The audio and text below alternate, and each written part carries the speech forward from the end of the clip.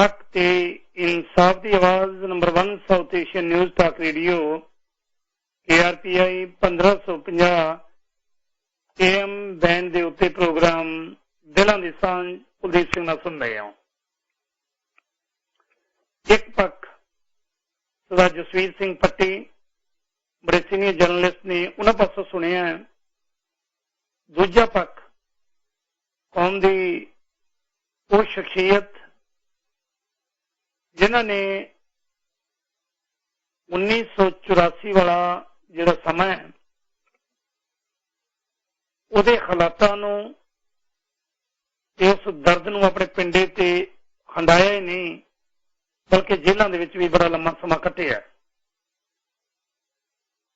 पटियाले मेरे अपने शहर तो जिला पटियाले के लोगों ने उस वेले बहुत वड्डी तादाद दे विच वोटां पा के उन्होंने मैंबर पार्लीमेंट भी बनाया।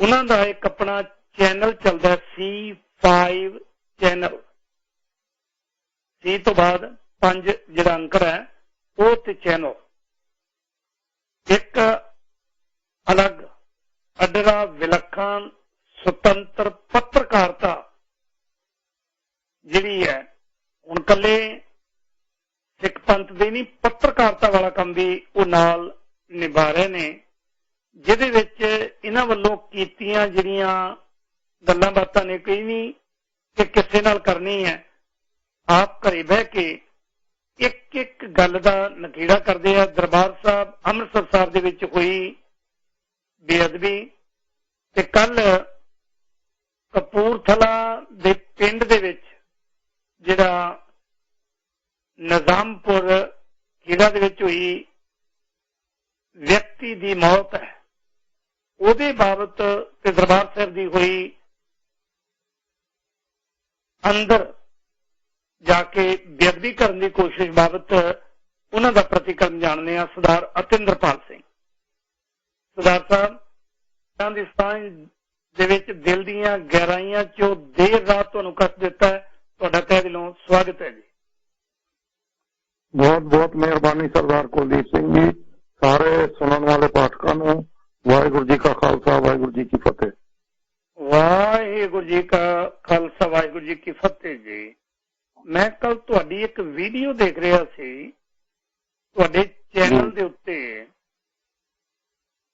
मैं बड़ा हैरान हाँ कि अजे तुसी गलबात कर ही रहे सी, कुछ पलों बाद ही एक खबर आ गई क्योंकि कल सवेरे प्रोग्राम करदे ब्रेकिंग न्यूज मेरे को पहुंच गई सी।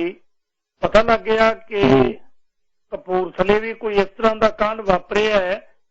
इन्हां घटनावां पिछे कोई शक्ति कोई ताकत काम कर रही है, वोटां आ गई ने, सरकारां ने, एजेंसियां ने, या फिर वोटां दा स्टंट है जी? की कुछ चल रहा सारे कुछ पिछे? वीर जी एक बड़ी वड्डी त्रासदी हैगी है कि वोटां दे विच हुण तो नहीं 1978 तो जिस वेले निरंकारी कांड होया सी उदों भी गुरु ग्रंथ साहब जी की बेअदबी का मुद्दा सी जिहड़ा कि फिर सिंघां दी शहादत का मुद्दा बन गया। दरअसल एक कांग्रेस ने एक गेम शुरू की, अकाली दल उस नाल रलिया, फिर दोबारा अकाली दल ने गेम शुरू की ते कांग्रेस उस रली, फिर भाजपा ने गेम शुरू की ते अकाली दल रल गया। उस तो बाद हुण अकाली दल ने गेम शुरू की ते बसपा रल गई। जिहड़ा एक इक्वेशन चल रहा है कि सिखां दियां जज्बातां नूं भड़काउण वास्ते सिख गुरु ग्रंथ साहब जी ते गुरु पंथ साहब जी की बेअदबी करो ते सिख जज्बात भड़काओ ते अपने सियासी लाभ पूरे करो।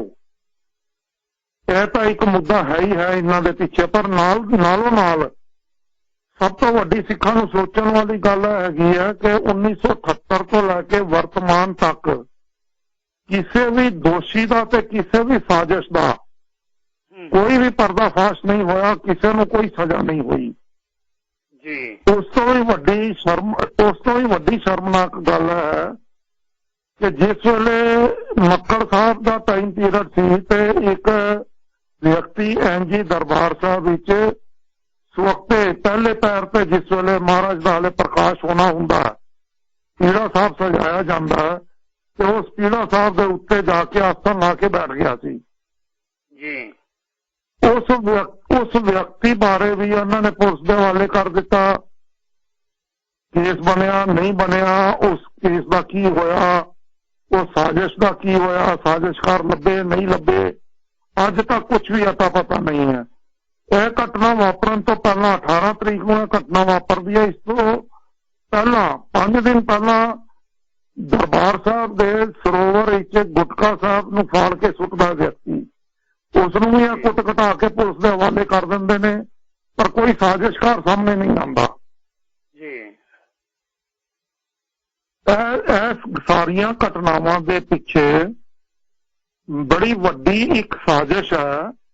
ਉਸ ਸਾਜ਼ਿਸ਼ ਦੇ ਤਹਿਤ ਹੀ ਇਹ ਸਾਰਾ ਕੁਝ ਹੋ ਰਿਹਾ, ਤੇ ਮੈਨੂੰ ਇਹ ਲੱਗਦਾ ਕਿ ਭਾਰਤ ਸਰਕਾਰ ਵਿੱਚ ਏਜੰਸੀਆਂ ਵਿੱਚ ਕੋਈ ਨਾ ਕੋਈ ਇੱਕ ਸੈੱਲ ਇਸ ਬਾਬਤ ਵੀ ਬਣਾਇਆ ਗਿਆ, ਜੋ ਸਿਆਸਤਦਾਨਾਂ ਨੂੰ ਫਾਇਦਾ ਪਹੁੰਚਾਉਣ ਵਾਸਤੇ ਤੇ ਸਮੇਂ-ਸਮੇਂ ਤੇ ਸਿੱਖ ਜਜ਼ਬਾਤ ਭੜਕਾ ਕੇ ਸਿੱਖਾਂ ਨੂੰ ਸਵਾਉਣ ਵਾਸਤੇ ਅਜਿਹੇ ਕੰਮ ਕਰ ਰਿਹਾ।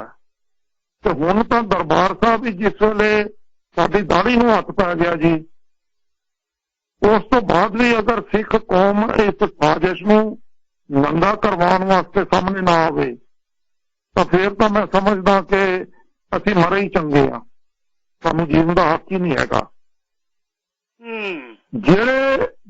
ਜਿਹੜੇ ਬਿਆਨ ਪੋਲੀਟੀਕਲ ਬੰਦੇ ਤੇ ਧਾਰਮਿਕ ਬੰਦੇ ਦੇ ਰਹੇ ਨੇ, ਉਹ ਸਿਰਫ ਗੋਂਗਲੂਆਂ ਤੋਂ ਮਿੱਟੀ ਧਾਰਨ ਵਾਲੇ ਨੇ ਜੀ। ਓਕੇ, ਭਾਵੇਂ ਉਹ ਜਥੇਦਾਰ ਹਰਪ੍ਰੀਤ ਸਿੰਘ ਹੈ ਜਾਂ ਸਰਦਾਰ ਪ੍ਰਕਾਸ਼ ਸਿੰਘ ਬਾਦਲ ਨੇ ਜਾਂ ਪਿੱਛੇ ਮਨਜਿੰਦਰ ਸਿੰਘ ਸਰਸਾ ਦਾ ਬਿਆਨ ਆਇਆ, ਹੋਰ ਕਈ ਧਾਰਮਿਕ ਵਿਅਕਤੀ ਨੇ ਉਹਨਾਂ ਦੇ ਬਿਆਨ ਆ ਰਹੇ ਨੇ, ਇਹ ਸਭ ਗੋਂਗਲਿਆਂ ਤੋਂ ਮਿੱਟੀ ਝਾੜਨ ਵਾਲੀ ਫਾਰਮੈਲਿਟੀ ਕਰਨ ਵਾਲੀ ਗੱਲਬਾਤ ਹੈ। ਬਸ ਜੀ ਬਸ ਇੰਨੀ ਕੁ ਗੱਲ ਹੈ।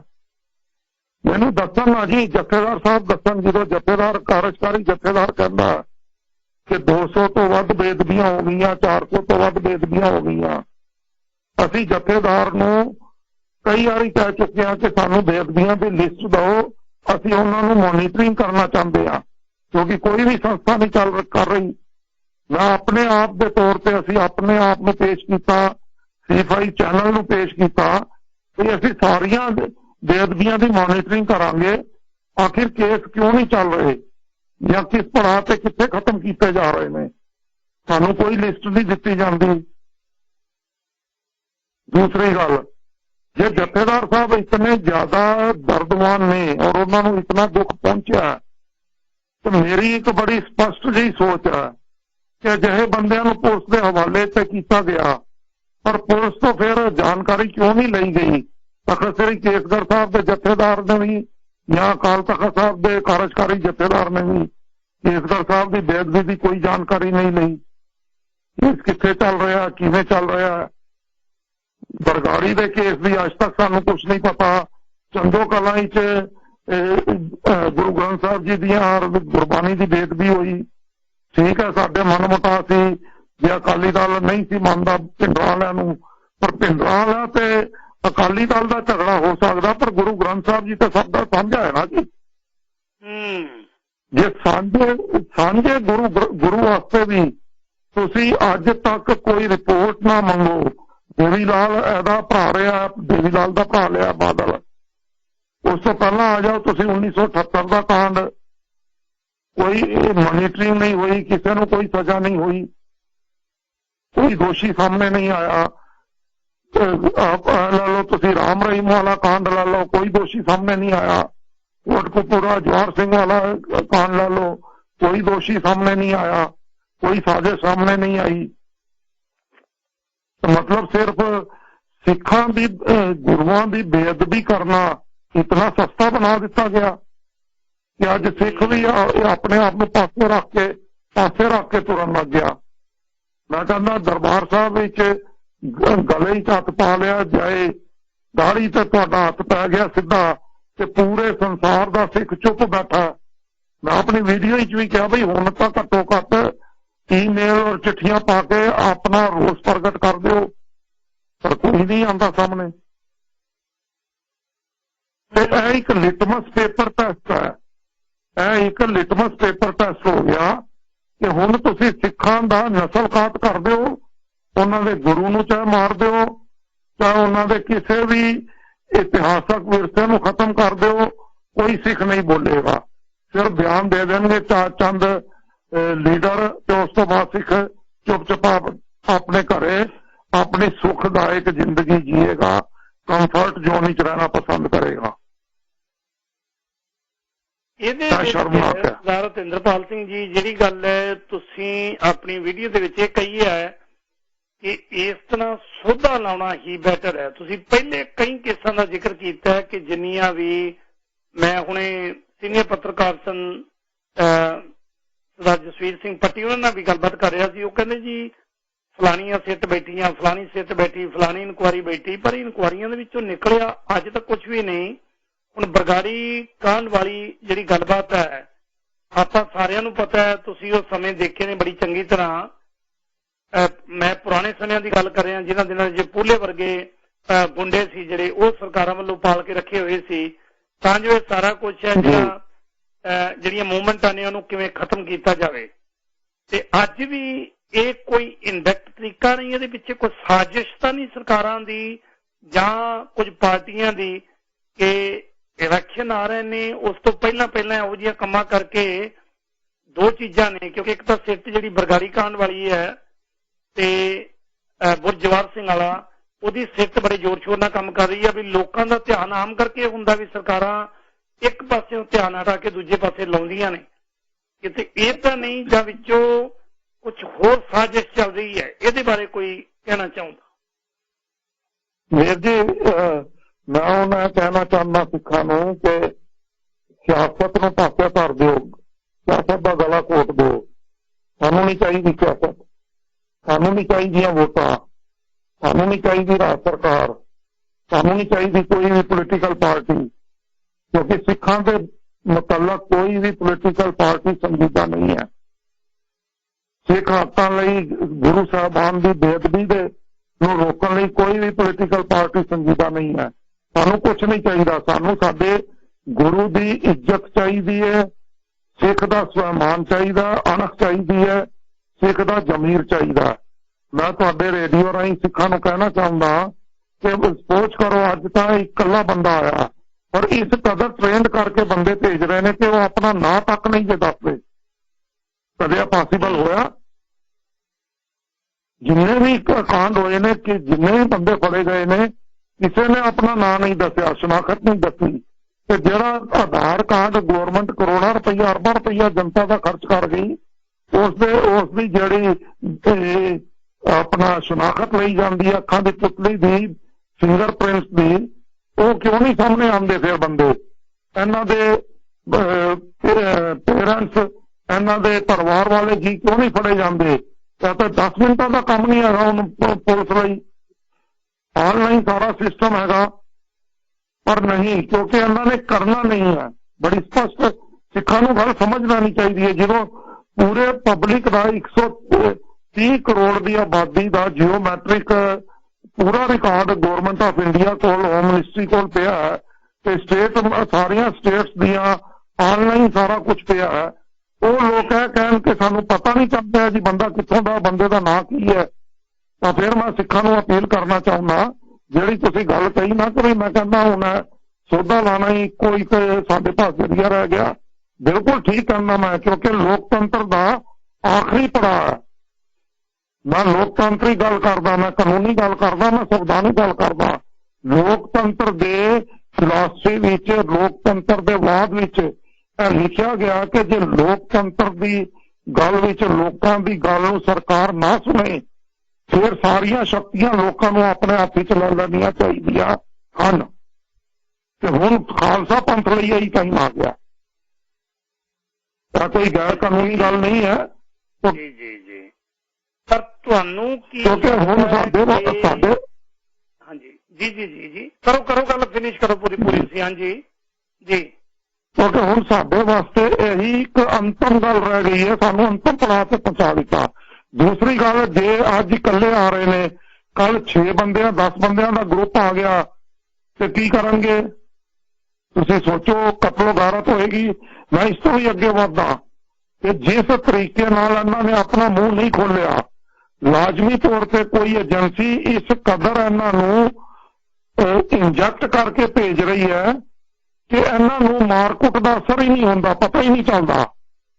ਤੇ ਸਿੱਖਾਂ ਨੂੰ ਚਾਹੀਦਾ ਕਿ ਇਹੋ ਜਿਹੇ ਵਿਅਕਤੀਆਂ ਬਾਰੇ ਰੌਲਾ ਪਾਉਣ ਦੀ ਬਜਾਏ ਇਹਨਾਂ ਨੂੰ 72 ਘੰਟੇ ਜਾਂ 4 ਦਿਨ ਤੱਕ ਕਮਰੇ 'ਚ ਬੰਦ ਰੱਖਣ, ਪਹਿਲਾਂ ਇਹਨਾਂ ਨੂੰ ਜਿਹੜੀ ਦਵਾਈ ਦਿੱਤੀ ਗਈ ਹੈ ਉਹਦਾ ਅਸਰ ਉਤਰਨ ਦੇਣ, ਉਸ ਤੋਂ ਬਾਅਦ ਇਹਨਾਂ ਤੇ ਪੰਜਾਬ ਪੁਲਿਸ ਵਾਲਾ ਹੀ ਕਾਰਵਾਈ ਸ਼ੁਰੂ ਕਰਨ, ਜਿਹੜੀ ਪੰਜਾਬ ਪੁਲਿਸ ਨੇ 7.5 ਲੱਖ ਸਿੱਖ ਪਰਿਵਾਰਾਂ ਤੇ ਪੰਜਾਬ ਵਿੱਚ ਕੀਤੀ ਹੈ।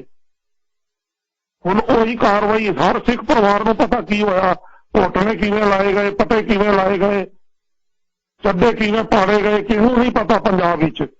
ਅਸੀਂ ਸਾਰੇ ਜੱਟ ਜ਼ਮੀਂਦਾਰ ਜਾਂ ਜਿੰਨੇ ਵੀ ਬੰਦੇ ਆ, ਆਪਣੇ ਨਿੱਜੀ ਸਵਾਰਥ ਵਾਸਤੇ ਤਾਂ ਅਸੀਂ ਪਹਿਲੀ ਨਾਲ ਜੇ ਭਰਾ ਵੀ ਮਾੜਾ ਜਿਹਾ ਟੱਕ ਮਾਰਦੇ ਤਾਂ ਅਸੀਂ ਧੋਣ ਵੱਧ ਦਿੰਦੇ ਆ, ਤੇ ਧਰਮ ਦੇ ਨਾਂ ਤੇ ਅਸੀਂ ਮੁਸਕਰੀਆਂ ਮਾਰੀ ਫਿਰਦੇ ਆ।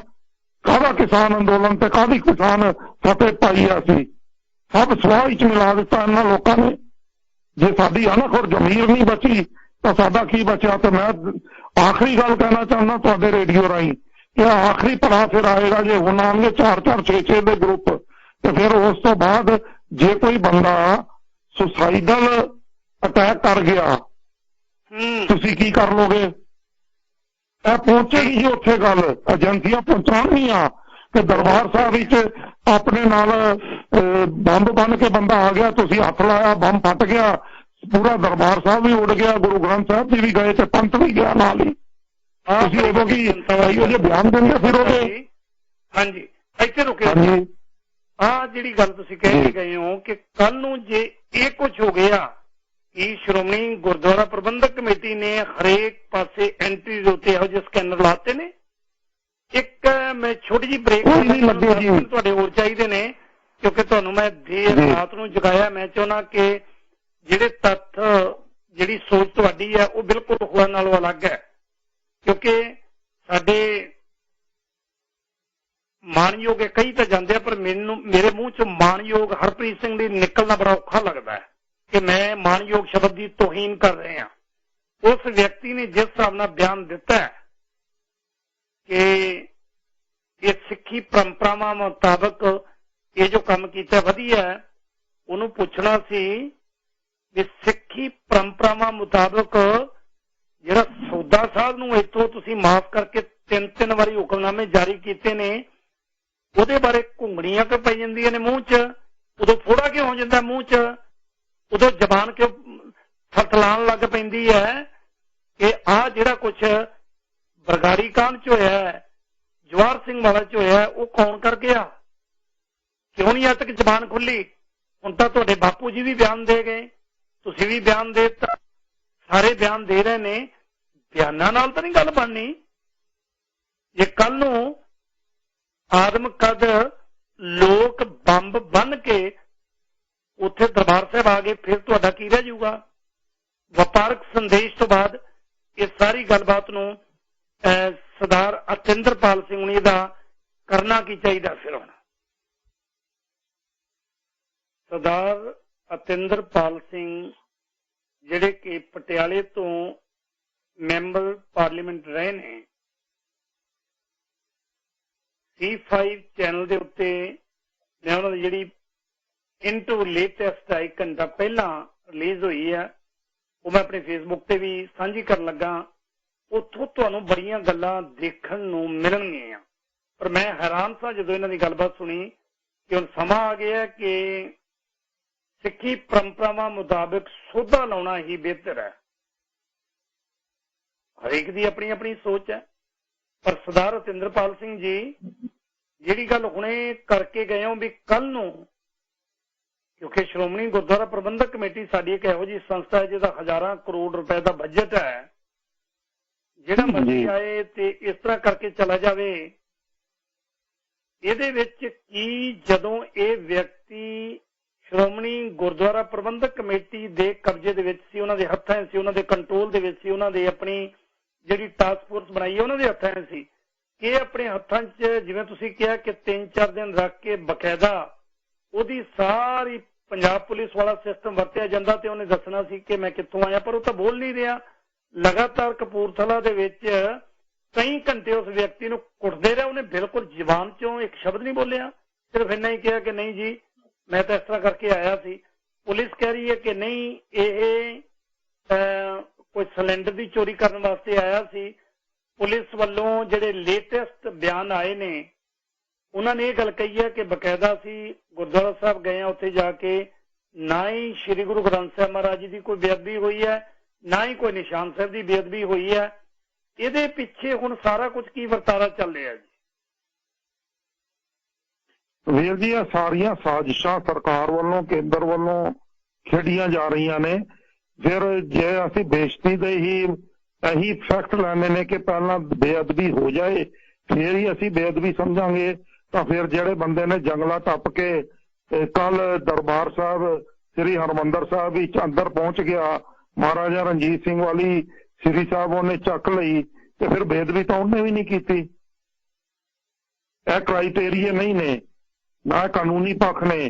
पुलिस कौन होंदी है फैसले देने वाली? पुलिस का काम है इन्वेस्टिगेशन करना। रंधावा साहब को जिम्मेवारी चुकनी चाहिए, बादल को भी जिम्मेवारी चुकनी चाहिए थी, सुखबीर को भी जिम्मेवारी चुकनी चाहिए, जिन्होंने नहीं चुकी। इन्वेस्टिगेशन किन्ने की अज तक दसो? किसी ने नहीं की। पुलिस देंदी है वर्डिक्ट। इनू खाड़कू टाइम का खून लगा होया, मनुखी खून आ जबान ते सिखां की बेअदबी करना इसके दिमाग विच वसिया होया। अजिही पुलिस सानू नहीं चाहिए बिल्कुल भी। अजिही पुलिस अराजकता फैलाउंदी है, जंगल का कानून पैदा करती है, जंगली पुणे विच जीवंदी है, ते ओही पंजाब विच हले तक राज चल रहा। वर्डिक्ट देने का अधिकार है अदालत का। पुलिस का काम है इन्वेस्टिगेशन करे, इन्वेस्टिगेशन करके पूरी दी पूरी रिपोर्ट अपनी जनतक करे ते अदालत विच पेश करे। तो आप वर्डिक्ट देंदे ने जी उन्हें नशा किया होया सी, तो आप वर्डिक्ट दे देंदे ने जी कि उन्हां दा दिमागी तवाजन ठीक नहीं सी। मैनू दसो अज तक किसी का भी इन्हां ने नशे का टेस्ट कराया, किसी का भी दिमागी टेस्ट कराया, किसी का भी पिछला रिकॉर्ड फैमिली तो इकट्ठा किया?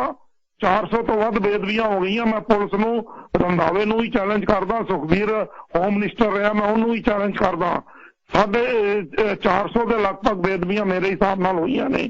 किसी एक विच भी या पिछला बैकग्राउंड दस देन कि बंदे का इन्होंने कितने भी इन्वेस्टिगेट करवाया हो, डॉक्टरी रिपोर्टां लईयां होण। तो आप वर्डिक्ट दे के बंदे नूं आजाद करते हैं कि भाई तुहाडा कुछ नहीं होना, करो तुसीं जिन्ना कर सकते हो। यह दोषी ने। दूसरी गल बंदे गुरुद्वारे क्यों वड़ते ने जी? अजिहे बंदे गुरुद्वारा साहब ही क्यों वड़ते ने? उन्होंने मंदिर क्यों नहीं दिखता? उन्होंने गिरजाघर क्यों नहीं दिखता? उन्होंने मस्जिद क्यों नहीं दिखती? उन्होंने कोई डेरा क्यों नहीं दिखता? उन्होंने कोई संत साध क्यों नहीं दिखता? उन्होंने कोई बल्ला वाला क्यों नहीं दिखता? मतलब हर चीज की नुकता निगाह जो करोगे तुसी तो तुहानू हर चीज का हर पहलू चेक करना पैना। किसी तो उंगल चुकनी नहीं है इंद्रपाल सिंह वालों। यह निरपक्ष गल करन दा एक तरीका है। तो पंज तो तुसी सारे ही हक खोले ने जी। बयान हरप्रीत सिंह ने दे के गए ने, उहदे बारे तुहाडा की प्रतिक्रम है? हरप्रीत सिंह तो जी वैसे ही RSS के हेठा लगा, प्यो का बाप लगा, उथे वो लगा। हरप्रीत सिंह जे गुरु ग्रंथ साहब जी नूं पंत साहब जी नूं अपना बाप मानदा तो हुण तक इस्तीफा दे के पासे होना सी। जे हरप्रीत सिंह को भी चैनी जरूरत होंदी तो 350 जेड़े स्वरूपां दी बेदबी श्रोमणी गुरुद्वारा प्रबंधक कमेटी ने की है, जिसकी जांच पड़ताल ने बाबा ईश्वर सिंह तो कराई, उस मामले नूं ना नजिठ लैंदा। जिहड़ी बेइज्जती कीरतपुर साहब विखे हुई रागी बलदेव सिंह वडाला जी ने सारे सबूत तक पेश किए। पाठी ने गुरु ग्रंथ साहब जी के उत्ते उल्टियां की शराब पी के। गुरु ग्रंथ साहब जी की भीड़ और रुमाले वो सारे नहर के हवाले कर दिते ते पाठी का इन्होंने ट्रांसफर कर दिता, मैनेजर का ट्रांसफर कर दिता। जे इन्हां दी जरूरत होंदी तो उन्होंने ना खड़कालो जी करते। नहीं चाहिए सानू इहो जे कार्यकारी जथेदार या फुल फ्लैज जथेदार। जथेदारी पंथ का हक है। मैं बार बार कौम नूं अपील कर रहा कि गुरु पंथ खालसे नूं जीवंदा करो, गुरु का पंथ खालसे नूं अकाल तख्त साहब ते बिठाओ, गुरु पंथ खालसे नूं सत्ता ते बिठाओ, बाबा बंदा सिंह बहादुर वाला नानकशाही प्रणाली का राज लियाओ। जब तक वो पंजाब विधान सभा से असी हुण बाबा बंदा सिंह बहादुर वाली नानकशाही राज प्रणाली कायम नहीं करते, कोई अतवाद नहीं है, कोई वकवाद नहीं है। मैं चोणा लैके मैं खालिस्तान के नां ते जब वोटा पवा सकदा ते नानकशाही प्रणाली नूं लागू कराने च किहड़ा अड़िक्का है? कोई साडे कोल राजनीतिक दल नहीं हैगा जिसकी बांह फड़ के कौम पंजाब विधान सभा तक नानकशाही प्रणाली का राज लिया के पंजाब की वसों हुण होया आलमी राज्य दे सुख दे सके। कोई साडे कोल दल नहीं जे हैगा।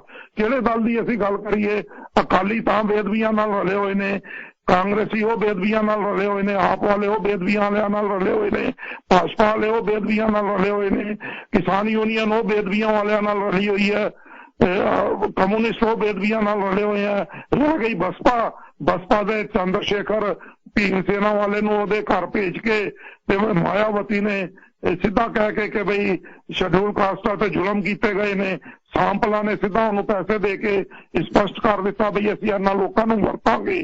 तो साडे कोल किहड़ा पोलीटिकल पार्टी ते किहड़ी शक्ति रह गई? कौम दा क्यों सुत्ता पिया दिमाग? कौम क्यों नहीं अपनी राजनीतिक शक्ति पैदा करती? साडा अंदर वलूंदरिया पिया।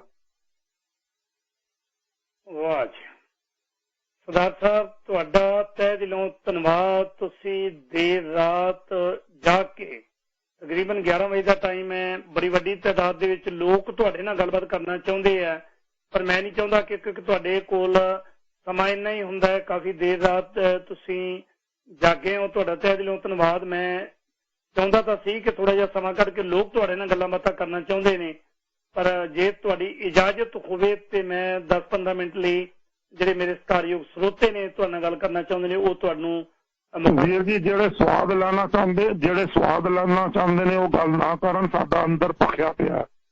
ਜਿਹੜੇ ਦਰਦਵਾਨ ਨੇ ਉਹ ਮੇਰੇ ਨਾਲ ਗੱਲ ਜਿੰਨੀ ਦੇਰ ਮਰਜ਼ੀ ਕਰ ਸਕਦੇ ਨੇ। ਓਕੇ, ਬਹੁਤ ਬਹੁਤ ਧੰਨਵਾਦ ਜੀ। ਮੈਂ ਬੇਨਤੀ ਕਰਾਂ ਮੇਰੇ ਸਤਿਕਾਰਯੋਗ ਸਰੋਤਿਆਂ ਨੂੰ ਕਿਰਪਾ ਕਰਕੇ ਜਿਹੜੀ ਗੱਲਬਾਤ सरदार जसवीर सिंह खालसा भी करके गए ने ते सरदार सतिंदरपाल सिंह उन्होंने भी की है, तुसी प्रोग्राम दे विच शामिल होकर अपना प्रतिकरण जिहड़ी गलबात इन्होंने की है सिर्फ उसे दे बेस के उत्ते 184424715550 थोड़ा चिर मैं तुहाडीआं कॉल लवांगा। वापस आए ब्रेक तो बाद ते तुहाडी KRPI रेडियो 1550 AM बैन दे उत्ते दिलां दी सांझ प्रोग्राम सुन रहे हो ते सरदार अतिंद्रपाल सिंह हुणी मेरे नाल ने। मैं जिवें बेनती की है संखेप रखियो तां जो मैं सारियां दी गलबात सुन सकां ते उन्हां नाल आपां गलबात करदे हां। मेरे ख्याल उन्हां दा जिहड़ा नंबर डिस्कनेक्ट हो गया या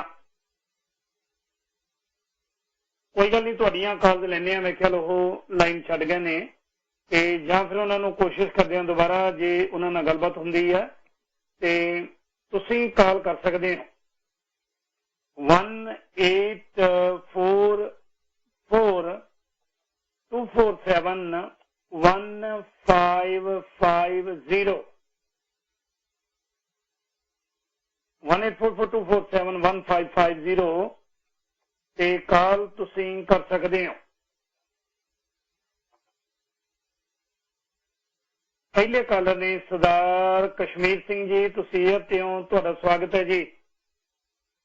सरदार कुलदीप सिंह जी, आपके श्रोते नूं वाहिगुरू जी का खालसा वाहिगुरू जी फतेह जी। ਜਿਹੜਾ ਬੇਅਦਬੀ ਦਾ ਕੰਮ ਚੱਲ ਰਿਹਾ ਨਾ, ਇਹ ਬਹੁਤ ਸਮੇਂ ਤੋਂ ਚੱਲ ਰਿਹਾ, ਕੋਈ ਅੱਜ ਨਵੀਂ ਗੱਲ ਨਹੀਂ ਹੋਈ।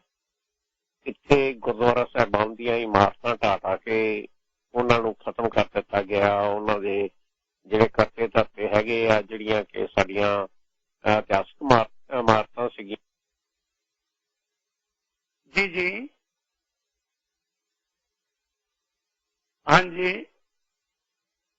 सरदार कश्मीर सिंह जी ਤੁਹਾਡੀ ਮੇਰੇ ਖਿਆਲ ਲਾਈਨ ਕਿਵੇਂ ਕੱਟ ਹੋ ਗਈ। ਕਸ਼ਮੀਰ ਸਿੰਘ ਜੀ ਦੁਬਾਰਾ ਕਾਲ ਕਰਿਓ ਸੀ, ਤੁਹਾਡੀ ਲਾਈਨ ਕੱਟ ਹੋ ਗਈ। ਸਰਦਾਰ ਜਗਮੇਰ ਸਿੰਘ ਖਾਲਸਾ ਜੀ ਤੁਸੀਂ ਜੀ। ਹਾਂਜੀ ਵਾਹਿਗੁਰੂ ਜੀ ਕਾ ਖਾਲਸਾ ਵਾਹਿਗੁਰੂ ਜੀ ਕੀ ਫਤਿਹ ਜੀ।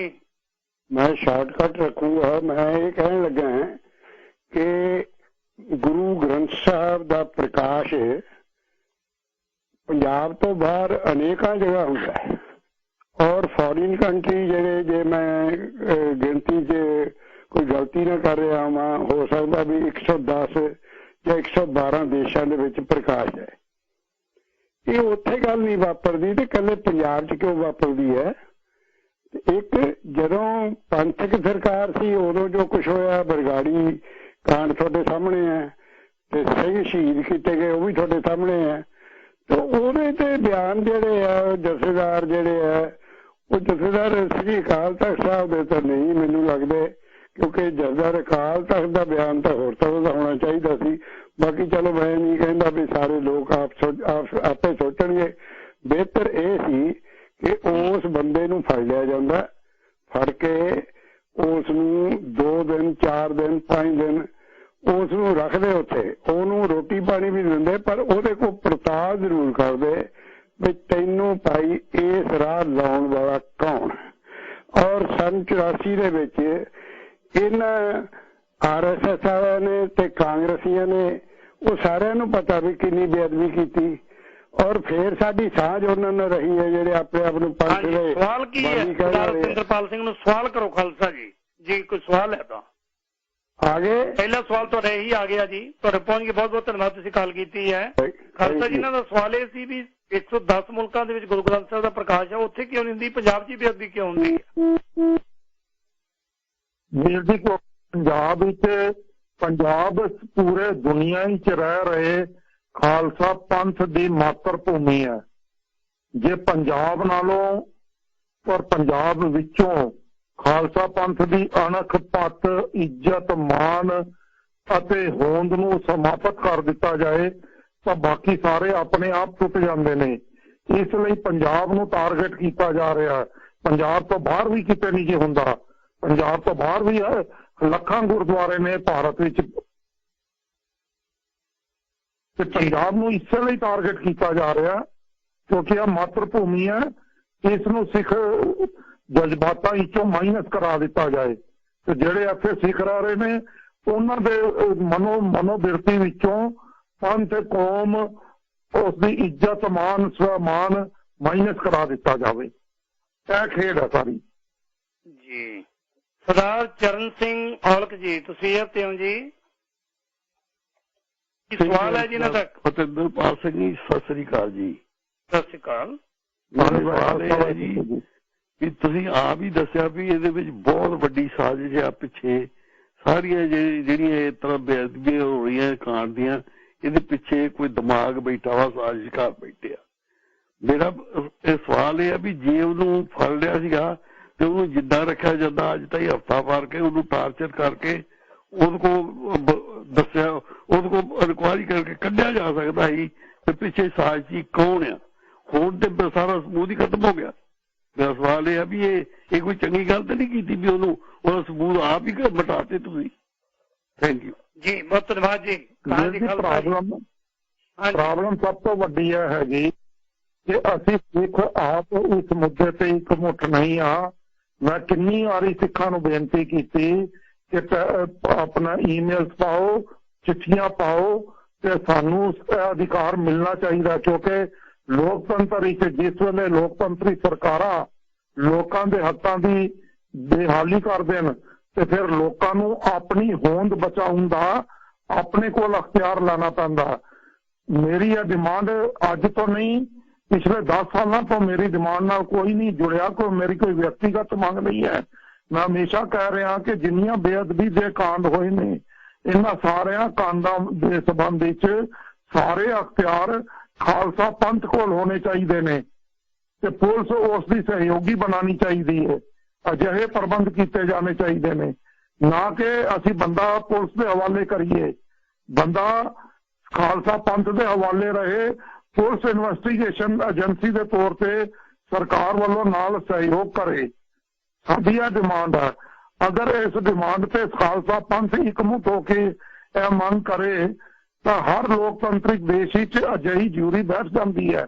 ਯੂਰਪ ਵਿੱਚ ਵੀ ਅਜਿਹੀ ਜਿਊਰੀ ਬੈਠਦੀ ਹੈ, ਅਮਰੀਕਾ ਵਿੱਚ ਵੀ ਅਜਿਹੇ ਕਈ ਵਾਰੀ ਕੰਮ ਹੋਏ ਨੇ, ਤੇ ਸਾਨੂੰ ਇਸ ਪਾਸੇ ਧਿਆਨ ਦੇਣ ਦੀ ਲੋੜ ਹੈ।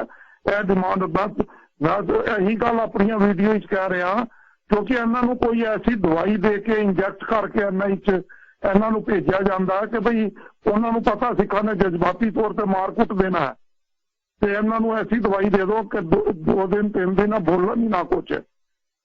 ਜਦ ਤੱਕ ਉਸ ਦਵਾਈ ਦਾ ਅਸਰ ਖਤਮ ਨਹੀਂ ਹੁੰਦਾ, ਸਾਡੇ ਕੋਲ ਮਾਹਰ ਡਾਕਟਰ ਨੇ, ਅਸੀਂ ਆਪਣੇ ਡਾਕਟਰਾਂ ਦੀ ਸਹਿਯੋਗ ਲੈ ਕੇ ਅਜਿਹੇ ਵਿਅਕਤੀਆਂ ਦੀ ਕੋਈ ਵੀ ਵਾਇਰਲ ਵੀਡੀਓ ਨਾ ਚਾੜੀਏ, ਕੋਈ ਵੀ ਵਾਇਰਲ ਕੁੱਟਮਾਰ ਨਾ ਕਰੀਏ, ਕਿਉਂਕਿ ਸੰਸਾਰ ਪਸੰਦ ਨਹੀਂ ਕਰਦਾ। ਅਸੀਂ ਆਪਣੇ ਹਿਸਾਬ ਨਾਲ ਉਹਨਾਂ ਨੂੰ ਕੰਟਰੋਲ ਕਰਕੇ ਉਹਨਾਂ ਦੀ ਪੁੱਛ ਪੜਤਾਲ ਕਰੀਏ। ਬਾਇਓਮੈਟ੍ਰਿਕ ਜਿਸ ਵੇਲੇ ਆ ਗਿਆ, ਜੇ ਇੱਕ ਪੰਜਾਬੀ ਕੋਈ ਗੁਨਾਹ ਕਰਦਾ ਤੇ ਤੁਸੀਂ ਬਾਇਓਮੈਟ੍ਰਿਕ ਜਾਂਚ ਵਿੱਚ ਉਹਨੂੰ 24 ਘੰਟੇ ਵਿੱਚ ਫੜ ਲੈਂਦੇ ਹੋ, ਤੇ ਤੁਹਾਡੇ ਕੋਲ ਇਹ ਬਾਇਓਮੈਟ੍ਰਿਕ ਜਾਂਚ ਦਾ ਕੋਈ ਵਸੀਲਾ ਹੀ ਨਹੀਂ ਹੈਗਾ। ਇਹ ਆਪਣੇ ਆਪ ਹੀ ਦੱਸਦਾ ਕਿ ਅਸੀਂ ਭਾਰਤ ਸਰਕਾਰ ਦੀ ਸ਼ਮੂਲੀਅਤ ਹੈ, ਆਪਣੇ ਆਪ ਹੀ ਦੱਸਦਾ ਕਿ ਭਾਰਤ ਸਰਕਾਰ ਨਾਲ ਪੰਜਾਬ ਸਰਕਾਰ ਰਲੀ ਹੋਈ ਹੈ, ਆਪਣੇ ਆਪ ਹੀ ਦੱਸਦਾ ਕਿ ਕੇਂਦਰ ਦੀਆਂ ਏਜੰਸੀਆਂ ਦੇ ਨਾਲ ਪੰਜਾਬ ਪੁਲਿਸ ਰਲੀ ਹੋਈ ਹੈ। ਜੀ ਸਰਦਾਰ ਕਸ਼ਮੀਰ ਸਿੰਘ ਜੀ, ਮੈਂ ਸਾਰਿਆਂ ਨੂੰ ਬੇਨਤੀ ਕਰਾਂ ਸਿਰਫ ਸਵਾਲ ਕਰਿਓ, ਨਹੀਂ ਸਵਾਲ ਕਰਿਓ ਸਾਰੇ, ਤਾਂ ਜੋ ਥੋੜਾ ਚਿਰ 10 ਮਿੰਟ ਮੇਰੇ ਨਾਲ ਹੈਗੇ ਆ, ਤੁਹਾਡੇ ਸਵਾਲਾਂ ਦੇ ਜਵਾਬ ਦੇ ਸਕਣ। ਵੀਰ ਕਸ਼ਮੀਰ ਸਿੰਘ ਜੀ, ਤੁਸੀਂ ਇੱਥੇ ਹੋ? ਹਾਂਜੀ, ਮਾਫ ਕਰਨਾ। ਦੇਖੋ, ਸਾਡੇ ਕੋਲ ਐਗਜ਼ਾਮਪਲ ਹੈਗਾ ਇਜ਼ਰਾਈਲ, ਜਿਨ੍ਹਾਂ ਨੇ ਆਪਣੀ ਹਰ ਚੀਜ਼ ਆਪਣੇ ਹੱਥਾਂ ਵਿੱਚ ਲਈ, ਆਪਣੇ ਕੰਮ ਉਹ ਆਪ ਕਰਨ ਲੱਗ ਪਏ। ਕਿਉਂ ਨਹੀਂ ਸਾਡੀ ਕੌਮ, ਜਿਹੜੀ ਕਿ ਇੱਕ ਮਿਨੋਰਟੀ ਦੇ ਵਿੱਚ ਹੈਗੀ ਆ, ਜਿਹੜੀ ਕਿ ਇੱਕ ਇਸ ਵੇਲੇ ਸੰਸਾਰ ਦੇ ਵਿੱਚ ਸਾਰੇ ਪਾਸੇ ਹੀ ਹੈਗੀ ਆ, ਪਰ ਉਹ ਇਹ ਕੰਮ ਕਿਉਂ ਨਹੀਂ ਕਰਵਾ ਸਕਦੀ? ਕਿਉਂ ਨਹੀਂ ਉਹ ਹਰ ਦੇਸ਼ ਵਿੱਚ ਬੈਠੀ ਆਪਣੀਆਂ ਗਵਰਨਮੈਂਟ ਦੇ ਉੱਤੇ ਪ੍ਰੈਸ਼ਰ ਪਾ ਕੇ ਕਿ ਸਾਡਾ ਜਿਹੜਾ ਇਹ ਮੁੱਦਾ ਹੈਗਾ ਆ, ਸਾਡੀ ਜਿਹੜੀ ਬਾਰ-ਬਾਰ ਸਾਡੇ ਤੇ ਤਸ਼ੱਦਦ ਹੋ ਰਿਹਾ, ਉਹਨੂੰ ਅਸੀਂ ਮਤਲਬ ਕਿੱਦਾਂ ਨਜਿੱਠੀਏ, ਕਿੱਦਾਂ ਮਤਲਬ ਅਸੀਂ ਕਰੀਏ। ਇਹਦੇ ਵਾਸਤੇ ਮੈਨੂੰ ਚਾਹੀਦਾ ਹੈਗਾ ਆ। ਬਾਕੀ ਹੋਰ ਵੀ ਬਹੁਤ ਕੁਝ ਕਹਿਣ ਨੂੰ ਤਾਂ ਹੈਗਾ, ਪਰ ਸਾਡੀ ਜਿਹੜੀ ਇਹ ਦੁਰਦਸ਼ਾ ਹੋ ਰਹੀ ਆ ਉਹਦੇ ਉੱਤੇ ਤਰਸ ਆ ਰਿਹਾ ਇਸ ਵੇਲੇ। ਕੌਮ ਇਕੱਠੀ ਨਹੀਂ, ਪਰ ਇਹ ਕਿੱਦਾਂ ਕੀਤਾ ਜਾ ਸਕਦਾ? ਧੰਨਵਾਦ। ਖਾਲਸਾ ਬਹੁਤ ਧੰਨਵਾਦ ਜੀ। ਉਹ ਤਾਂ ਕਹਿ ਰਹੇ ਨੇ ਗੁਰੂ ਗ੍ਰੰਥ ਦੇ ਗੁਰੂ ਪੰਥ ਨਾਲ ਜਿੰਨਾ ਮਨੁੱਖਾਂ ਨਾਲ ਪਾਰਟੀਆਂ ਨਾਲ ਜੁੜੇ ਰਹਾਂਗੇ, ਹਾਲਤ ਤੇ ਹੀ ਹੋਏਗੀ। ਜੀ ਖਾਲਸਾ ਜੀ। ਅਤਿੰਦਰਪਾਲ ਸਿੰਘ ਜੀ, ਕੀ ਕਹਿਣਾ ਚਾਹੋਗੇ ਜੀ? ਵੀਰ ਜੀ, 2 ਪੱਖ ਨੇ। ਸਾਨੂੰ ਧਾਰਮਿਕ ਤੌਰ ਤੇ ਜੋ ਸਤਿਗੁਰ ਸਾਹਿਬ ਸ੍ਰੀ ਗੁਰੂ ਪਾਤਸ਼ਾਹ ਗੁਰੂ ਗੋਬਿੰਦ ਸਿੰਘ ਮਹਾਰਾਜ ਜੀ ਪ੍ਰਬੰਧ ਕਰਕੇ ਗਏ ਸਨ ਕਿ ਜੋਤ ਗੁਰੂ ਗ੍ਰੰਥ ਸਾਹਿਬ ਜੀ ਚ ਸਿਧਾਂਤ ਸੰਕਲਪ ਅਤੇ ਗੁਰਿਆਈ ਗੁਰੂ ਗ੍ਰੰਥ ਸਾਹਿਬ ਜੀ ਦੀ, ਤੇ ਗੁਰੂ ਗ੍ਰੰਥ ਸਾਹਿਬ ਜੀ ਦੇ ਵਾਕ ਹੁਕਮ ਨੂੰ ਲਾਗੂ ਕਰਨ ਦੀ ਜੁਗਤ ਗੁਰੂ ਗ੍ਰੰਥ ਸਾਹਿਬ ਜੀ ਦੀ ਤਾਬਿਆ ਸਜੇ ਗੁਰਪੰਥ ਮਹਾਰਾਜ ਜੀ ਦੀ। ਹੁਣ ਪੰਥ ਮਹਾਰਾਜ ਜੀ ਨੂੰ ਜੀਵਤ ਕਰਨ ਦਾ ਮੌਕਾ ਅਤੇ ਸਮਾਂ ਆ ਗਿਆ। ਪੰਥ ਅਕਾਲੀ ਦਲ ਨਹੀਂ ਹੈ, ਪੰਥ SGPC ਨਹੀਂ ਹੈ, ਪੰਥ ਚੁਣੀਆਂ ਹੋਈਆਂ ਪ੍ਰਤੀਨਿਧ ਬਾਡੀਆਂ ਨਹੀਂ ਨੇ, ਕਿਉਂਕਿ ਪੰਥ ਕਦੇ ਵੀ ਗੁਲਾਮੀ 'ਚ ਕੰਮ ਨਹੀਂ ਕਰਦਾ। ਜਿਹੜੀਆਂ ਚੁਣੀਆਂ ਹੋਏ ਰਿਪਰੈਜ਼ੈਂਟੇਟਿਵ ਨੇ ਉਹ ਕਿਸੇ ਨਾ ਕਿਸੇ ਸਰਕਾਰ ਦੇ ਗੁਲਾਮ ਨੇ। ਪੰਥ ਨੂੰ ਕਿਵੇਂ ਇਕੱਠਾ ਕਰਨਾ, ਮੈਂ ਪੂਰੀ ਇਸ ਤੇ ਇੱਕ ਪੁਸਤਕ ਲਿਖੀ, ਗੁਰਿਆਈ ਗੁਰੂ ਪੰਥ ਦਾ ਸਿੱਖ ਸੰਕਲਪ। ਤੁਸੀਂ ਉਸ ਨੂੰ ਪੜ੍ਹੋ। ਪੰਥ ਨੂੰ ਜੀਵਤ ਕਰਨਾ ਪਹਿਲੇ ਆਧਾਰ ਤੇ, ਦੂਸਰੇ ਆਧਾਰ ਤੇ ਮੈਂ ਤੁਹਾਨੂੰ ਅਲਟਰਨੇਟਿਵ ਦੇ ਰਿਹਾ, ਬਦਲ ਦੇ ਰਿਹਾ ਕਿ ਰਾਜਨੀਤਿਕ ਪ੍ਰਣਾਲੀ ਸਾਡੀ ਨਾਨਕਸ਼ਾਹੀ ਰਾਜਨੀਤਿਕ ਪ੍ਰਣਾਲੀ ਹੋਏਗੀ। ਨਾਨਕਸ਼ਾਹੀ ਰਾਜਨੀਤਿਕ ਪ੍ਰਣਾਲੀ ਹੀ ਪੰਜਾਬ ਵਿੱਚ, ਭਾਰਤ ਵਿੱਚ ਸੁਖਦਾਇਕ ਸਰਬ ਸਾਂਝੀਵਾਲਤਾ ਦੇ ਰਾਜ ਦਾ ਬਦਲਵਾਂ ਮਾਡਲ ਹੈ, ਕਿਉਂਕਿ ਹੋਰ ਕਿਸੇ ਕੋਲ ਵੀ ਬਦਲਵਾਂ ਮਾਡਲ ਨਹੀਂ ਹੈ। ਗੁਰੂ ਗ੍ਰੰਥ ਸਾਹਿਬ ਜੀ ਸਾਨੂੰ ਰਾਜ ਦਾ ਬਦਲਵਾਂ ਮਾਡਲ ਦਿੰਦੇ ਨੇ। ਇਹ ਹੋਇਆ ਹਲੇਮੀ ਰਾਜ ਜੀ, ਉਹਦਾ ਜਿਹੜਾ ਕਨਸੈਪਟ ਹੈਗਾ ਉਹ ਪੰਜਾਬ ਵਿਧਾਨ ਸਭਾ ਰਾਹੀਂ ਅਸੀਂ ਸਥਾਪਿਤ ਕਰਨਾ ਹੈ। ਉਸ ਲਈ ਸਿੱਖਾਂ ਨੂੰ ਔਰ ਪੰਜਾਬ ਦੇ ਸਾਰੇ ਪੰਜਾਬੀਆਂ ਨੂੰ ਮਿਲ ਕੇ ਆਪਣੀ ਇੱਕ ਰਾਜਨੀਤਿਕ ਪਾਰਟੀ ਖੜੀ ਕਰਨੀ ਚਾਹੀਦੀ ਹੈ, ਜਿਸ ਦਾ ਏਜੰਡਾ ਨਾਨਕਸ਼ਾਹੀ ਖਾਲਸਾਈ ਰਾਜ ਹੋਏ, ਨਾਨਕਸ਼ਾਹੀ ਖਾਲਸਾਈ ਰਾਜ ਦੀ ਪ੍ਰਣਾਲੀ ਵਿਧਾਨ ਸਭਾ ਰਾਹੀਂ ਲਾਗੂ ਕਰਨ ਦਾ ਅਧਿਕਾਰ ਮਿਲਣਾ ਚਾਹੀਦਾ, ਜਿਹੜਾ ਕਿ ਲੋਕ ਗਣਤੰਤਰੀ ਪ੍ਰਣਾਲੀ ਦੇ ਵਿੱਚ ਗੁਣਤੰਤਰ ਨੂੰ ਜੀਵਤ ਕਰੇਗੀ। ਅਸੀਂ ਕਹਿ ਤਾਂ ਦਿੰਦੇ ਹਾਂ ਅਨੰਦਪੁਰ ਸਾਹਿਬ ਦਾ ਮਤਾ ਵੱਧ ਅਧਿਕਾਰ ਚਾਹੀਦੇ ਨੇ, ਤੇ ਅਕਾਲੀ ਦਲ ਜਿਸ ਵੇਲੇ ਪੰਜਾਬ ਵਿੱਚ 45 ਸਾਲ ਰਾਜ ਕਰਦਾ ਤੇ ਪੰਚਾਇਤਾਂ ਨੂੰ ਤੇ ਵੱਧ ਅਧਿਕਾਰ ਦਿੰਦਾ ਨਹੀਂ, ਇਹ ਲੋਕਲ ਕਮੇਟੀਜ਼ ਨੂੰ ਤੇ ਵੱਧ ਅਧਿਕਾਰ ਦਿੰਦਾ ਨਹੀਂ, ਲੋਕਲ ਗਵਰਨਮੈਂਟਸ ਨੂੰ ਤੇ ਵੱਧ ਅਧਿਕਾਰ ਦਿੰਦਾ ਨਹੀਂ, ਉਹਨਾਂ ਦੇ ਤੇ ਖੋਹ ਲੈਂਦਾ। ਤੇ ਇੱਕ ਤਰਫਾ ਮੰਗ ਨਹੀਂ ਹੋ ਸਕਦੀ ਕਿ ਅਸੀਂ ਕਹੀਏ ਸਾਨੂੰ ਚਾਹੀਦੇ ਨੇ ਤੇ ਅਸੀਂ ਹੇਠਾਂ ਵਿਕੇਂਦਰੀਕਰਨ ਕਰੀਏ ਹੀ ਨਾ। ਇਹ ਦੋਗਲਾਪਨ ਸਾਨੂੰ ਮਾਰ ਰਿਹਾ। ਇਸ ਦੋਗਲੇਪਨ ਤੋਂ ਅਸੀਂ ਨਿਕਲਾਂਗੇ ਉਦੋਂ ਜਦੋਂ ਨਾਨਕਸ਼ਾਹੀ ਖਾਲਸਾਈ ਪ੍ਰਣਾਲੀ ਦਾ ਸੰਕਲਪ ਰਾਜ ਦਾ ਬਦਲਵਾ ਮਾਡਲ ਬਾਬਾ ਬੰਦਾ ਸਿੰਘ ਬਹਾਦਰ ਵਾਲਾ ਅਸੀਂ ਪੰਜਾਬ ਵਿਧਾਨ ਸਭਾ ਤੋਂ ਲਾਗੂ ਕਰਾਂਗੇ। ਔਰ ਇੱਕ ਵਿਧਾਨਿਕ ਮੰਗ ਹੈ, ਵੋਟ ਪਰਚੀ ਦੀ ਮੰਗ ਹੈ। ਇਹਦੇ 'ਚ ਕੋਈ ਅੱਤਵਾਦ ਨਹੀਂ ਹੈ, ਇਹਦੇ 'ਚ ਕੋਈ ਵੱਖਵਾਦ ਨਹੀਂ ਹੈ, ਇਹਦੇ 'ਚ ਕੋਈ ਧਰਮ ਦਾ ਰਾਜ ਨਹੀਂ ਹੈ। ਇਹ ਨਿਰਮੂਲ ਰੂਪ ਵਿੱਚ ਨਾਨਕਵਾਦ ਦਾ ਰਾਜ ਹੋਏਗਾ। ਜੇ ਪੂੰਜੀਵਾਦ ਰਾਜ ਕਰ ਸਕਦਾ, ਸਮਾਜਵਾਦ ਰਾਜ ਕਰ ਸਕਦਾ, ਕਮਿਊਨਿਸਟਵਾਦ ਰਾਜ ਕਰ ਸਕਦਾ, ਤਾਂ ਫਿਰ ਨਾਨਕਸ਼ਾਹੀ ਪ੍ਰਣਾਲੀ ਦਾ ਨਾਨਕਵਾਦ ਬਦਲ ਰਾਜ ਕਿਉਂ ਨਹੀਂ ਕਰ ਸਕਦਾ ਦੇਸ਼ ਵਿੱਚ? ਜੀ, ਲੋਕਾਂ ਦਾ ਰਾਜ ਲੋਕਾਂ ਲਈ, ਲੋਕਾਂ ਵਾਸਤੇ। ਬਿਲਕੁਲ ਤੁਸੀਂ ਜਿਵੇਂ ਜ਼ਿਕਰ ਕੀਤਾ ਕਿ ਨਾਨਕਸ਼ਾਹੀ ਗੁਰੂ ਗ੍ਰੰਥ ਸਾਹਿਬ ਹੋਆ ਹਲੀਮੀ ਰਾਜੀਓ ਵਾਲਾ ਰਾਜ ਕਿਉਂ ਨਹੀਂ ਹੋ ਸਕਦਾ? ਹੋ ਸਕਦਾ, ਪਰ ਮੁਸ਼ਕਲ ਇਹ ਹੈ ਜੇ ਸੁਹਿਰਦ ਹੋਣ ਉੱਥੇ ਦੇ ਪੰਜਾਬੀ ਤੇ ਸਿੱਖ ਤਾਂ। ਸਨੀ ਸਿੰਘ ਜੀ ਤੁਸੀਂ ਇੱਥੇ ਹੋ, ਤੁਹਾਡਾ ਬਹੁਤ ਬਹੁਤ ਸਵਾਗਤ ਹੈ ਜੀ। ਸਨੀ ਸਿੰਘ। ਸਰ ਕੁਲਦੀਪ ਸਿੰਘ ਜੀ, ਤੁਹਾਨੂੰ ਤੇ ਤੁਹਾਡੇ ਸਤਿ ਸ਼੍ਰੀ ਅਕਾਲ ਜੀ। ਹਾਂਜੀ, ਮੈਂ ਤਾਂ ਇਹ ਕਹਿ ਸੀਗਾ ਵੀ ਆਪਣੇ ਉਹ ਲੋਕ ਹੁਣ ਕਿੱਥੇ ਗਏ ਆ ਜਿਹੜੇ ਕਹਿੰਦੇ ਸੀਗੇ ਬਿਆਬਦੀ ਦੀ ਕੋਈ ਵੀਡੀਓ ਨਹੀਂ ਹੈਗੀ, ਕੋਈ ਸਬੂਤ ਨਹੀਂ ਹੈਗੀ। ਉਹਨਾਂ ਦਾ ਕੋਈ ਵੀਡੀਓ ਆਇਆ ਸਾਹਮਣੇ? ਤੇ ਦੂਸਰੀ ਗੱਲ ਹੋ ਰਿਹਾ ਆ ਗੱਪ ਮਾਰਨ ਵਾਲੇ ਵੀ ਆਪਣੇ ਫਰੰਟੋਂ ਆਏ ਹੋਏ ਆ, ਉਹਨਾਂ ਦਾ ਵੀ ਕੋਈ ਵੀਡੀਓ ਨਹੀਂ ਆਇਆ ਸਾਹਮਣੇ। 2-4 ਦਿਨ ਤੱਕ ਇੱਥੇ ਰਹਿਣਾ। ਬਾਕੀ ਖਾਲਸਾ ਜੀ ਨੇ ਗੱਲ ਕੀਤੀ ਆ ਵੀ ਬਿਆਬਦੀ ਦੀਆਂ ਘਟਨਾ ਬਾਹਰਲੇ ਮੁਲਕਾਂ 'ਚ ਨਹੀਂ ਹੋਈਆਂ। ਇੱਕ ਕੱਲ ਦੀ ਹੀ ਵੀਡੀਓ ਇੰਗਲੈਂਡ ਦੀ ਘੁੰਮ ਰਹੀ ਆ, ਕੋਈ ਲੇਡੀ ਆ ਉਹ ਦਰਬਾਰ ਸਾਹਿਬ ਦੇ ਸਾਹਮਣੇ ਖੜ ਕੇ ਕਿਸੇ ਗੁਰਦੁਆਰੇ ਦੇ ਉਹ ਸਰਗਟਾਂ ਪੀ ਰਹੀ ਆ। ਉਹ 2 ਲੋਕੀ ਉਹਨੂੰ ਕਹਿ ਰਹੇ ਤੂੰ ਇੱਥੋਂ ਚਲੀ ਜਾ, ਉਹ ਕਹਿੰਦੀ ਮੈਂ ਨਹੀਂ ਜਾਣਾ, ਜੋ ਮਰਜ਼ੀ ਕਰ ਲਓ। ਸੋ ਇਹ ਮੈਨੂੰ ਲੱਗਦਾ ਕੋਈ ਦਿਨ ਦੂਰ ਨਹੀਂ ਹੈਗੇ ਜਦੋਂ ਇੱਥੇ ਦੇ ਗੁਰਦੁਆਰਿਆਂ ਤੱਕ ਵੀ ਜਿਹੜੇ ਇੱਦਾਂ ਦੇ ਲੋਕੀ ਆ। ਬਹੁਤ ਧੰਨਵਾਦ ਜੀ ਸਣੀ, ਬਹੁਤ ਬਹੁਤ ਧੰਨਵਾਦ ਜੀ। ਇੱਕ ਕਾਲਰ ਲਾਸਟ ਹੋਰ ਲੈ ਲਈਏ ਤੇ ਉਸ ਤੋਂ ਬਾਅਦ ਸਿੰਘ ਸਾਹਿਬ ਨੇ ਜਾਣਾ ਤੇ ਬਾਅਦ ਮਤਾ ਖੁੱਲ ਕੇ ਕਰਾਂਗਾ ਮੈਂ। 1 ਘੰਟਾ ਪਿਆ। ਸਰਦਾਰ ਗੁਰਵਿੰਦਰ ਸਿੰਘ ਜੀ ਤੁਸੀਂ। ਸਰਦਾਰ ਗੁਰਵਿੰਦਰ ਸਿੰਘ ਜੀ ਏਅਰ ਤੇ ਹੋ। ਗੁਰਵਿੰਦਰ ਸਿੰਘ। ਸਰਦਾਰ ਜਸਵਿੰਦਰ ਸਿੰਘ ਜੀ ਸੰਖੇਪ ਤੁਹਾਡਾ ਸਵਾਗਤ ਹੈ ਜੀ। ਹਾਂਜੀ ਭਾਈ ਕੁਲਦੀਪ ਸਿੰਘ ਜੀ ਤੇ ਸਰਦਾਰ ਤੰਦਰਪਾਲ ਸਿੰਘ ਜੀ, ਵਾਹਿਗੁਰੂ ਜੀ ਕਾ ਖਾਲਸਾ ਵਾਹਿਗੁਰੂ ਜੀ ਕੀ ਫਤਿਹ ਜੀ। ਮੈਂ ਇਹੀ ਬਸ ਪੁੱਛਣਾ ਚਾਹੁੰਦਾ ਕਿ ਜਿਵੇਂ ਹੁਣ ਆਪਾਂ ਕਹਿੰਦੇ ਆ ਕਿ ਉਹਨਾਂ ਨੂੰ ਆਪਾਂ ਉਹਨਾਂ ਨੂੰ ਜੀਵਤ ਰੱਖਦੇ ਕਿ ਆਪਾਂ ਨੂੰ ਇਨਕੁਆਇਰੀ ਕਰਤੇ ਉਹਦੀ ਹਨਾ, ਪਰ ਇਨਕੁਆਇਰੀ ਹੁੰਦੀ ਕਿੱਦਾਂ? ਸਿਸਟਮ ਤਾਂ ਸਾਰਾ ਸਰਕਾਰ ਦੇ ਹੱਥ ਵਿੱਚ ਆ, ਫਿਰ ਆਪਾਂ ਖਾਲਸਾਈ ਤਰੀਕੇ ਨਾਲ ਇਨਕੁਆਇਰੀ ਵੀ ਕਿੱਦਾਂ ਕਰ ਸਕਦੇ ਸੀ? ਮੇਰਾ ਇਹੀ ਸਵਾਲ ਹੈ। Thank you. ਓਕੇ, ਖਾਲਸਾਈ ਤਰੀਕੇ ਨਾਲ ਖਾਲਸਾ ਜੀ ਕਿਵੇਂ ਇਨਕੁਆਇਰੀ ਹੋ ਸਕਦੀ ਸੀ? ਵੀਰ ਜੀ ਬੜੇ ਸਰਲ ਨੇ। ਜਿਸ ਵੇਲੇ ਖਾਲਸਾ ਪੰਥ ਆਵਾਜ਼ ਮਾਰੇਗਾ ਕਿ ਬਹੁਤ ਸਾਰੇ ਰਿਟਾਇਰਡ ਫੌਜੀ, retired policeman, retired IAS, retired ਜੱਜ ਉਸੇ ਵੇਲੇ ਖਾਲਸਾ ਪੰਥ ਦੀਆਂ ਬਰੂਹਾਂ ਤੇ ਆ ਕੇ ਖੜ ਜਾਣਗੇ। ਇਨਵੈਸਟੀਗੇਸ਼ਨ ਕਰਨੀ ਕੋਈ ਔਖੀ ਨਹੀਂ ਜੇ, ਫੈਸਲੇ ਕਰਨੇ ਔਖੇ ਨੇ ਕਿ ਅਸੀਂ ਇੰਜ ਕਰਨਾ ਚਾਹੁੰਦੇ ਹਾਂ। ਸਾਡਾ ਵਿਸ਼ਵਾਸ ਹੀ ਉੱਠ ਗਿਆ, ਸਾਡਾ ਵਿਸ਼ਵਾਸ ਆਪਣੇ ਆਪ ਤੋਂ ਉੱਠ ਗਿਆ, ਸਾਡੀ ਲੀਡਰਸ਼ਿਪ ਤੋਂ ਉੱਠ ਗਿਆ। ਪਹਿਲਾਂ ਦੁਸ਼ਮਣ ਦਾ ਇਹੀ ਕੰਮ ਹੁੰਦਾ ਹੈ ਕਿ ਕੌਮਾਂ ਦੀ ਲੀਡਰਸ਼ਿਪ ਤੋਂ ਵਿਸ਼ਵਾਸ ਹਟਾ ਦਿਓ। ਦੂਸਰਾ ਕੰਮ ਹੁੰਦਾ ਕਿ ਉਹਨਾਂ ਵਿੱਚ ਕੋਈ ਵਿਸ਼ਵਾਸ ਪਾਤਰ ਲੀਡਰ ਨਾ ਪੈਦਾ ਹੋਣ ਦਿਓ। ਤੀਸਰਾ ਪੱਖ ਹੁੰਦਾ ਕਿ ਉਹਨਾਂ ਦੇ ਵਿੱਚੋਂ ਉਹਨਾਂ ਦੀ ਅਣਖ, ਜ਼ਮੀਰ ਅਤੇ ਵਿਰਸੇ ਨੂੰ ਮੁਕਾ ਦਿਓ। ਇਹ 3 ਕੰਮ ਭਾਰਤ ਸਰਕਾਰ ਕਰ ਚੁੱਕੀ ਹੈ। ਬੌਧਿਕ ਤੌਰ ਤੇ ਵੀ ਸਾਡਾ ਨਸਲਕੁਸ਼ੀ ਹੋ ਚੁੱਕੀ ਹੈ। ਇਸ ਲਈ ਇਨਵੈਸਟੀਗੇਸ਼ਨ ਦਾ ਆਪਾਂ ਖੋਖਾ ਨਹੀਂ ਜੇ।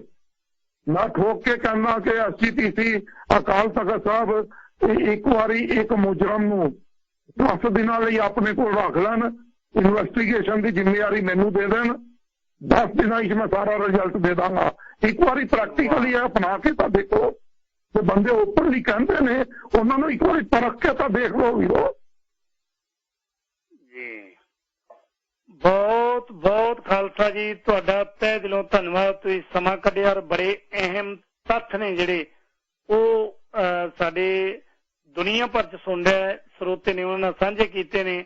ਅਖੀਰ ਚ ਪੂਰੇ 2 ਮਿੰਟ ਨੇ ਜਾਂਦੇ ਜਾਂਦੇ, ਖਾਸ ਕਰਕੇ ਸਾਡੀ ਕੌਮ ਦੇ ਜਿਹੜੇ ਸੋ ਕਾਲਡ ਨੇਤਾ ਨੇ, ਉਹਨਾਂ ਨੂੰ ਸੁਨੇਹਾ ਕੀ ਹੈ ਤੇ ਸਿੱਖ ਕੌਮ ਨੂੰ ਸੁਨੇਹਾ ਕੀ ਹੈ ਜੀ? ਪੂਰੇ 2 ਮਿੰਟ। ਫਿਰ ਜੇ ਨੇਤਾਵਾਂ ਨੂੰ ਸਿੱਧਾ ਜਿਹਾ ਸੁਨੇਹਾ ਹੈ ਕਿ ਤੁਸੀਂ ਨਾ ਤਾਂ ਧਰਮ ਦੀ ਰੱਖ ਸਕੇ, ਨਾ ਕੌਮ ਦੀ ਰੱਖ ਸਕੇ, ਨਾ ਗੁਰੂ ਦੀ ਰੱਖ ਸਕੇ, ਤੇ ਹੁਣ ਤੁਸੀਂ ਆਪਣੀ ਤਾਕਤ ਨੂੰ ਆਪ ਹੱਥ ਪਾ ਕੇ ਤੇ ਘਰੇ ਬੈਠ ਜਾਓ।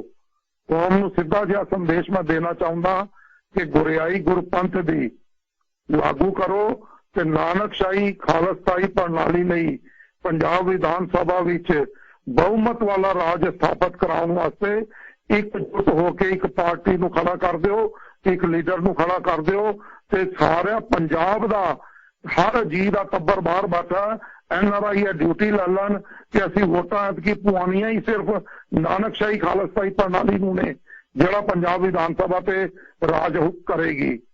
ਦੇਖੋ ਕਿਵੇਂ ਪੰਜਾਬ ਦੇ ਮਸਲੇ ਹੱਲ ਹੁੰਦੇ ਨੇ।